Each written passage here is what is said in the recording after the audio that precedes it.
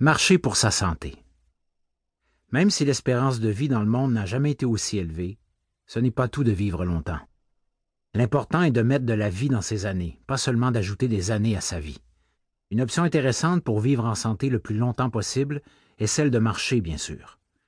De toutes les activités physiques, c'est sans doute l'une des plus accessibles et la moins coûteuse. Hippocrate disait que la marche est le meilleur remède pour l'homme. Ce n'est pas pour rien que plusieurs médecins la prescrivent à leurs patients. Il suffit de marcher 30 minutes par jour, 5 jours par semaine, à intensité modérée, pour en tirer des bienfaits. La marche est l'activité physique par excellence à pratiquer pour être bien dans sa peau. Le plan physique. La marche a l'avantage d'être une activité physique peu risquée pour tous les groupes d'âge, y compris les aînés, que l'on peut pratiquer un peu partout et tout au long de l'année. Le cœur. La marche est un sport d'endurance qui réduit les risques de mortalité en améliorant la santé cardiovasculaire. Si on la pratique suffisamment longtemps et régulièrement, elle contribue à réguler la tension artérielle et favorise l'augmentation du taux de bon cholestérol sanguin et la réduction de l'autre, le mauvais cholestérol. Les mouvements de la marche stimulent également la circulation veineuse des jambes, réduisant ainsi l'apparition des varices. Par ailleurs, la marche augmente la capacité respiratoire, favorisant une meilleure circulation de l'oxygène dans l'organisme. Les gens qui souffrent d'asthme en retirent des bénéfices. Le contrôle du poids. L'obésité abdominale est un facteur augmentant significativement les risques de diabète et de maladies cardiovasculaires. L'entraînement à la marche combiné à une saine alimentation favorise la diminution de la graisse autour de la taille. Elle est tout indiquée pour les personnes en surpoids, puisque l'impact de chaque pas à la marche équivaut à 1,5 fois le poids du corps. À la course à pied, c'est 3 fois plus que cela. Pour les personnes atteintes de diabète de type 2, on ne saurait insister davantage sur le fait que la marche a aussi des effets bénéfiques sur le contrôle de la glycémie. Des muscles et os plus forts.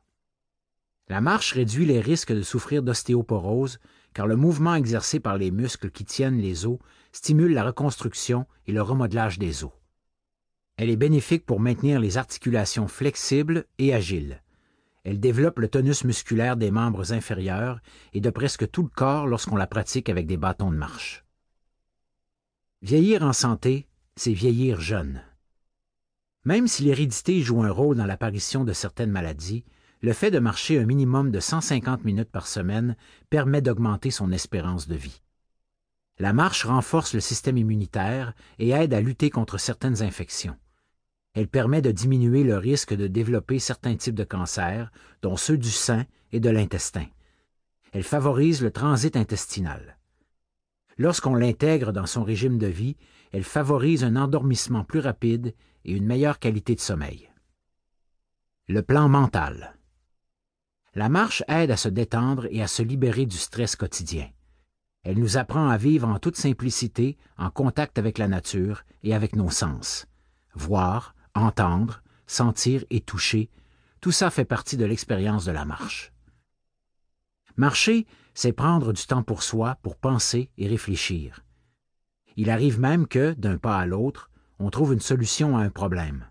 La marche est créatrice. Certains auteurs et artistes y trouvent une partie de leur inspiration. Lors d'une longue randonnée, la marche peut prendre des allures de défi et il arrive même qu'elle mette la volonté à rude épreuve. On peut alors y voir une occasion de développer sa force mentale et de puiser au plus profond de soi. On apprend à se regarder en face, à mieux se connaître et à développer une meilleure confiance en soi. Par ailleurs, il ne faut pas oublier qu'en vieillissant, on est plus susceptible de voir ses fonctions cognitives diminuer. Marcher augmente le flux sanguin au cerveau, de quoi maintenir un esprit sain dans un corps sain. Les fameuses endorphines. Quand on s'entraîne à la marche, le cerveau libère des hormones appelées endorphines qui sont contenues dans l'hypophyse et l'hypothalamus. Ces messagers cérébraux contribuent à une sensation de bien-être et de bonheur.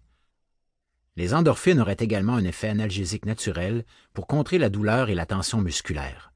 Une privation de ces hormones anti-stress proches de la morphine expliquerait même l'effet de manque ressenti lorsqu'on cesse de s'entraîner pendant un certain temps.